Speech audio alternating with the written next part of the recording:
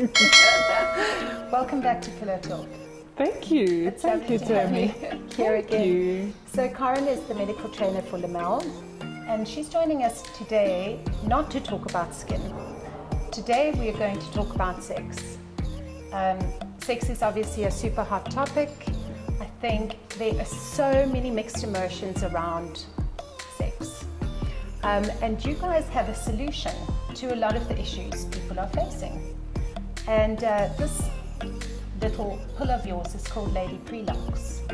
So would you like to introduce the product to us before we get into the chat? Okay, so Lady Prelux, just firstly, I don't think it's a solution to all our problems. Yes. That would be great. That would be so fantastic. We would be lying on. We would be doing this interview in Zanzibar because that's where I would be. Anyway, no, that's not what it's about. So in our work with skin and with women, we've been working with a supplement for skin. And the same company that offered us the supplement that we use, Lamelle, for skin, actually then offered us a formulation, a combination of ingredients, all natural. So they're plant-based extracts. We start off with, so in the product there's pycnogenol, which is a pine bark extract. There's rose vita, which is a rose hip, and then there's L-arginine and L-carnitine in there. Now this combination was tested firstly in menopause or perimenopause, and they looked at sexual functioning of females specifically. And they found that the 6 domains that get tested in sexual functioning, and we've got a specific questionnaire that does that, and all the domains improved when these women used the supplementation. Okay. It did take a little bit of time, 4 to 8 weeks, but they saw that their desire improved, lubrication improved, orgasms improved, satisfaction improved. So we're really looking at a total improvement on sexual functioning. Sure.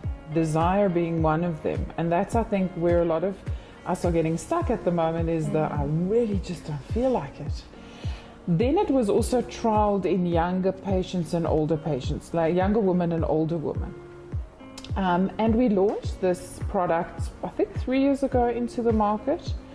And I know that sexuality, especially female sexuality, is a very complex, it's a complex situation. It's not just a, hey baby, and you're ready. Yeah. There's a little bit more to it, and that's why I say it's not the solution for everything, but it definitely gives us an alternative that we can use to improve our female sexual functioning. Okay. So on that note, let's get into the questions that people are asking. As you say, it's, I think, sex, feeling sexy, desire, libido. There's so many factors that contribute. And let's hear what other people are saying and how they feel. So the first question is, how is it that men always have the energy for sex, yet women are able to multitask all day long and have energy for everything, but when it comes to sex, we have no steam left? I think the answer lies in the question. And I think that it's the nature of the beast that we're working with, is the fact that we have so much on our plates. So that's one of the big things, is that we are constantly running from pillow to post. We've got the kids, we've got our jobs, we've got enormous amount of stress on us. We're also in a situation right now where we actually don't know what our futures look like, and we're worried about our kids and their futures. So the stress levels are very high. We're nothing against guys, they're very focused. So it's like, I'm working today, and that's it. Yeah. And then the energy is much more focused. Yes, they also have the kind of stresses that we do, and we do see that does affect their sexual functioning as well. So it might be a little bit of overkill to think that they don't feel sexy. Yes. We know that there is male sexual dysfunction as well, but I think it is related to the fact that it is And life at the moment is just so busy. And then you get home and you're looking after everybody, and then he goes, hey, baby. Yeah. And I always say, you know, we have to have the right amount of food. The dishes need to be washed. The kids need to be in bed. The room must be just warm enough. I must have had 1 glass of wine, not 2, because then I want to fall asleep. And then maybe I'll consider it. So, but he's, yeah, he is a little bit, it's a little bit easier for him. I agree. And I think it's because, as you say, perhaps we are slightly more complex. And in that, yeah, we seem to find energy, as you say, for so many things, but we do have a kind of valve where at the end of the day you've taken off or put on all these layers. You're a mum, you're a wife, you're a business owner, you're a hairdresser, you work for a medical skin professional company, you know, you've got all these hats that you wear throughout the day, and it's almost like you get home and you want to just actually take them off and just be you for a minute, and then your husband's like, hello. You're like, okay.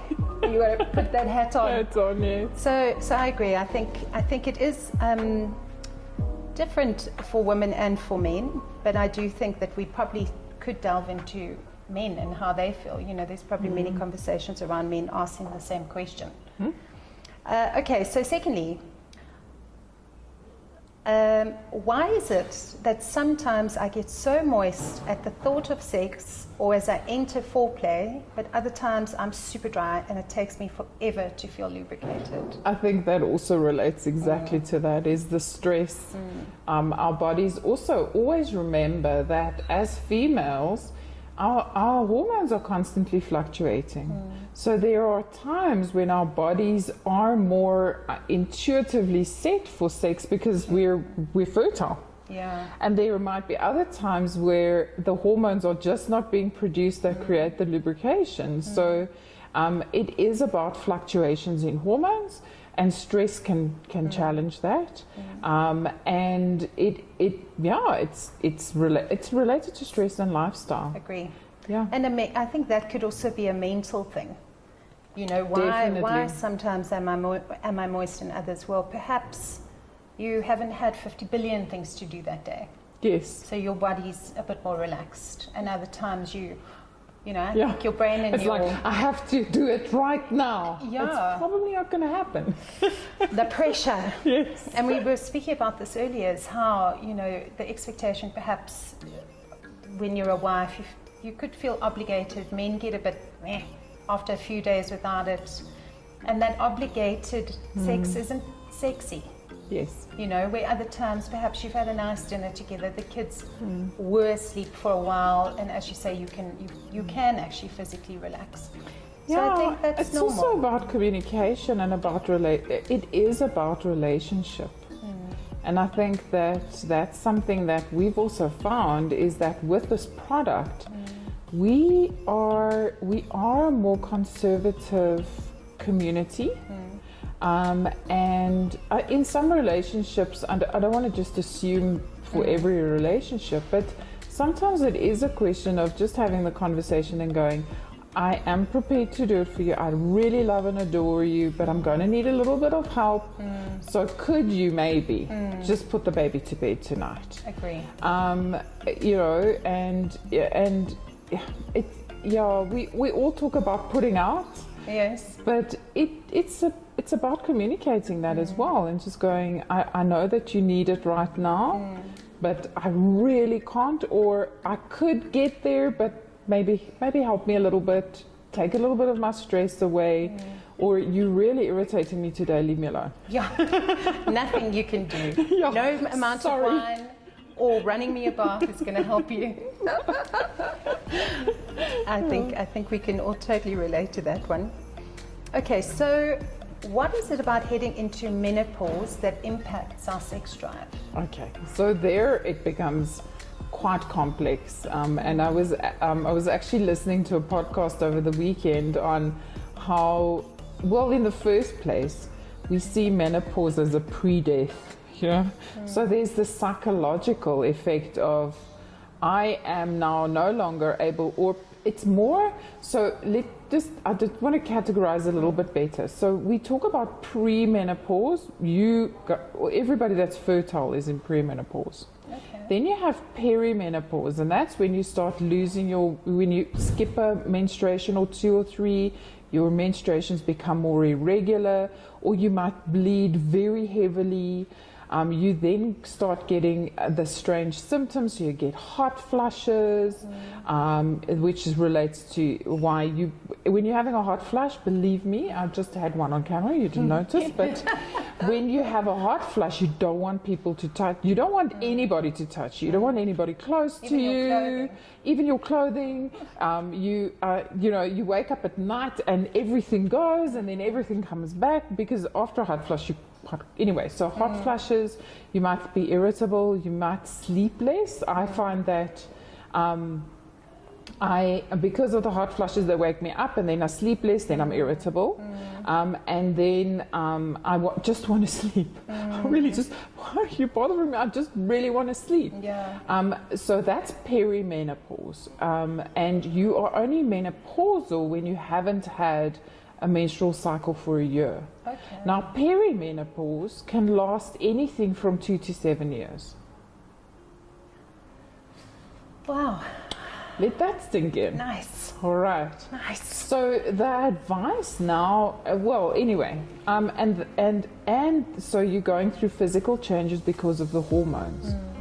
Now, one of the things that also happens is that the female hormones, which are produced during this process of ovulation and menstruation, they also have a lot to do with maintaining vascularity.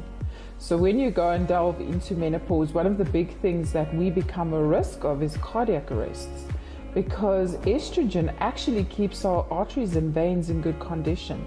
And when we don't have it, our arteries and veins start going, and it also happens in your vagina and in your labia, and so that affects your sexuality. So there's a physical reason for it as well.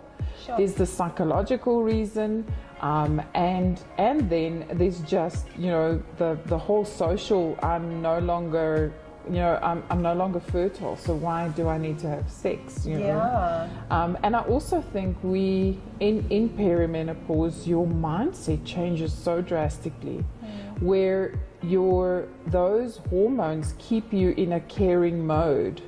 Where you don't have them, you start going, what? Yeah. You want me to make you a doobie? Forget it. Go make your own bloody sandwich. Let alone, you want me to have sex with you? I didn't Excuse realize. me? What? So you become much more self-reliant and focused. And sometimes, and I see that now in my age group, is that I have got friends that are going through divorces where I never thought they would ever get divorced, because she has really, it's not that she stopped caring, it's just that she's now going, you know what? Yeah. I don't need to do this anymore. My children are teenagers or young adults. I don't need to be at home any longer. I can actually look after who I am. Yeah. And what we also need to realize is that, and we're totally off the point of sexuality now. Yes, but society is shifting. Yes, society is shifting, and we're probably going to have a lot more life after menopause than many generations before us. So we need to make sure that we're looking after ourselves, so that we have good perimenopause, so that we stay, because face it, this is a good time to start having a sex life, because you don't have to worry about menstruating, and you're not worried about falling pregnant. Yes. So, Two of the big factors that would prohibit you are now no longer an issue. Definitely. So what would make sense then is to get your physical self in alignment with that new place you're at. Yes. And I also find that there's a lot. There is the information out there is contradictory, and So we have a lot of educating to do with regard to menopause. So the answer to the question is physical, emotional, so psychosocial and psychological changes are taking place. And if you are in a good place with health and with diet, and you might need to look at hormone replacement, but Lady Prelox also helps there. So it depends on what your symptoms look like. Okay. So perhaps if it's something that's really becoming unbearable, to go to see a doctor. Definitely. If you're just starting on the journey, perhaps starting on something like this and seeing how, you know, if it positively impacts you, then this is your go-to. Yeah, definitely. Okay, fantastic. So this is an interesting question, and perhaps it comes from that statement you just made that you don't fall pregnant, etc. during, is it perimenopause? Well, we still have to be careful because you are still ovulating sometimes during perimenopause. So you know all those glipsies, those laatlammetjies. Yes. I had in school. I had a friend with me her older brother I think was 32, and her mother had another pregnancy, number 6. They called it the Salusa 45 baby. Don't know if you remember. Oh my goodness. Because she thought, no, it's over. And then it wasn't. So be careful still. But it's no longer such a big challenge. And definitely when you hit menopause, you've not menstruated for a year. Yeah. Safety's there. But your question, so the question actually is around, can I still get STDs during menopause? Of course you can. Short answer. So just because you don't have any hormones any longer, it doesn't mean that the STDs are viruses, funguses, bugs, bacteria that like to live in the genital area, and we unfortunately carry them over from each other, so during sexual intercourse you would get the bug. Yes. And in fact, I read an article recently in Chicago. The city of Chicago actually had to mobilize a sex education drive in retirement villages because of the increase in HIV and venereal disease. Goodness me. So I think what my mother said, what my mother said, when you're 21, sex doesn't end, and it does relate to the fact that people are living longer. They are using things like there's Viagra. There are supplements that help with sexuality, and people don't lose their need for closeness and for relationship and for sex. So you still need to protect. Okay. Yeah. Or you have to, of course, go to your doctor, get the blood tests, make sure both of you are clear, and then, play happily together. Play happily and safely. Happily and safely forever after. Okay, well, I think that's an important point. Very, very, yeah. So this one, I think so many people can relate to, and it's actually the last question here. It says, help. I'm a very happily married woman that loves my husband dearly. I just can't seem to get aroused anymore. I've said no to sex so many times now, it's almost created a wedge between us, and I don't know how to get back. Okay. So I think there's a lot going on there. It's a short question, but there's a lot going on there. So Lady Prelox can help. If Lady Prelox does not help, I would look at investing in going to a sexual counselor, because sexuality is extremely complex. It might be something that's purely physical, so it might be the fact that you are changing, your body's changing and you are in perimenopause, or you might already have gone through menopause and not realize that not everybody has hot flushes and feels irritable. Some people float through menopause, and it might just be that your body's not it's not engaging, and so it might be something physical, but it might also be something and this is also something that we see a lot, is that you actually physically need to work at reigniting the spark and communicating, and It is. We're all constantly changing and evolving. And sometimes I think the partners don't keep up with us. I definitely don't think they, on that kind of level. On that kind of level. So it's a complex question. It's not something that I think it needs further investigation. I think that you deserve to have a good sex life and have a good relationship. So, and there's a lot of help out there, and you seek it out, and maybe go to a sex therapist, go for a few sessions, and I know there's also, if I may name drop, Dr. Alna Rudolph. She's a very, very renowned sex therapist in South Africa. She's also a medical doctor. And she has some courses that are online. So she's got a beautiful massage course, for instance, a sensual massage course. And maybe that's just something that, you and your husband could invest in. And they're not expensive courses. And maybe just look at how do we re-engage our sexuality, and how do we re-engage our sexual relationship, because you've changed, he's changed, as you have been married, I'm assuming, for a few years, and that communication just needs to be reignited as well. I think that is so important, and I'll tell you something that I actually did. And I understand what she means is once there's that wedge between you, it becomes harder.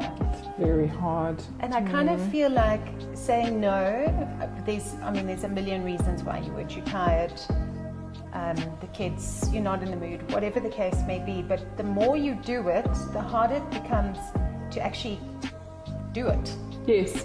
So I set myself a challenge a while ago, is to actually not say no for a year, no matter what the circumstance was. Because I felt like I needed to get back on top of my own drive, because I was also in that position where I was feeling it's not obligation, because I'm no longer married and I'm not in that scenario, but it becomes easier and easier to say no because of the stresses and strains of everyday life, and I wanted to turn that on its head, because ultimately I love intimacy.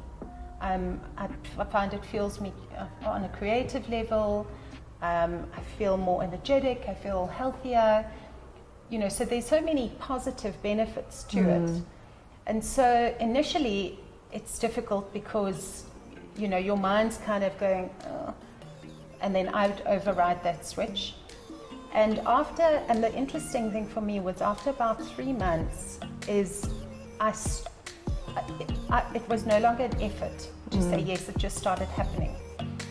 And so much so that I actually switched over to the point where I started initiating, and my drive started increasing. So I think there's many things, and it depends. As you say, I had a healthy relationship, so that at least wasn't a factor that we had to go and look. And it's not a judgment. If you are in a place, life is so easy to get a wedge between us. There's so many things that drive you apart. As you say, you may be changing, the stresses, the strains. But if it's something you want for yourself, you can break the habit of saying no by actually just saying yes. And you'll be surprised how it then works. How it works, yes. And how it becomes something that you, like I say, can initiate. But this pill, so for me, I don't think I'm in any of the stages of menopause yet. I'm not sure, what, because I have no symptoms or anything like that. But I am curious as to, could I take it anyway, yes, just as a booster? Yeah. So there are two things that I want to answer there. The one is the fact that and this is, I have to make it clear, Lady Prelox isn't male Viagra. It's not going to make you so horny that you're going to jump everybody that walks past you. Definitely not. All right. Good. What it does do is, in the first place, one of the things that we noticed is that all of us have taken it at Lamelle, and we were more energized. It was also easier to initiate because it does improve your desire. So it does improve blood flow in all ages of female sexually active or fertile, all females that are, So the first trial actually was done on 35 to 45 year the second trial was 35 to 45 year olds. So in that fertile age where we know that stress is just taking it out and it's just this overload of stuff that's going on. And we did see in all ages there was an improvement. So it's not related to just menopause. We just talk about menopause because it also has an effect on menopausal symptoms, apart from the female sexual index, which is the tool that you can use. So one of the things that you can go and do is if you go onto Google, you can go and search the FSFI, which stands for Female Sexual Functioning Index. It's a quick questionnaire. It takes you 3 minutes to fill in. You don't have to put your name to it, and it literally tells you where you are on the scale. Now, if your count is less than 26, you have significant female sexual dysfunction. And I hate the word dysfunction. Yeah. But just as a gauge, right? So there are one or two domains which you're struggling with, and Lady Prelock should help you with that. So it's on all ages, but it's not going to. It's a supplement. It's not going to make you want to, Yes. But it is, and to us, it's very much about intimacy. It's that intimacy. It's not just about the sex. It is really about wanting to initiate, and that's where Lady Prelocks will help as well, and make it a little bit easier initially in those first 3 times to say yes. and perhaps just if you are enjoying it more in the moment, that's going to help pave the way forward. Definitely. If you're feeling that blood flow, if you are more lubricated, because I think that is an issue for women not wanting to have sex. It can be painful if they're not properly. So if it's helping those little symptoms, sex becomes more enjoyable. And then obviously you're working on the relationship, and then your own relationship with sex and yourself, and getting to that position where it's something you can initiate. I think they'd all work hand in hand. Yes. And that just brings up, and we can finish off on this, I was chatting to someone earlier as well, saying how, she was saying how interesting it is that her hubby actually got a bit miffed when he noticed the box in the cupboard and took it as a personal affront. Like, what's wrong with me? Don't you think I'm attractive? Don't you think I'm... And I think that's so interesting, because I think were it reversed, a woman would feel as threatened that's in a relationship with a man and say, oh, so now you need a pill to find me attractive. Yeah. But I think we all just need to be a little more real in the understanding that this is a thing. These issues, I think virtually everyone experiences. Yes. It's not a personal affront to your partner. No, in fact, isn't. It's a great thing that you're initiating. You want a healthier, happier sex life. Yeah, it is. And this is truly where the it's not you, it's me line works. Exactly. Exactly. And I think, it is getting back to that conversation. I know that many men who hear us talk about this will buy it for their wives.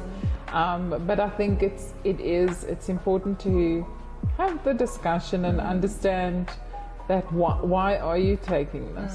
And definitely it's not a personal affront. It's just physically. And then you could take it back to it's just physically. I need a little bit of help, and this is going to give it to me. Yeah. So I'm looking forward. I don't know about you, but I'm very curious about this pill. And I'll definitely leave my review at a later point. No hard spa, but thanks again for coming to have this chat. It's an absolute pleasure. Thank you for inviting me. It's been a lot of fun. It has been. And I hope it's helped people to answer their questions and to perhaps not feel alone in going through this, because I think we all suffer from pretty much the same thing in our own ways.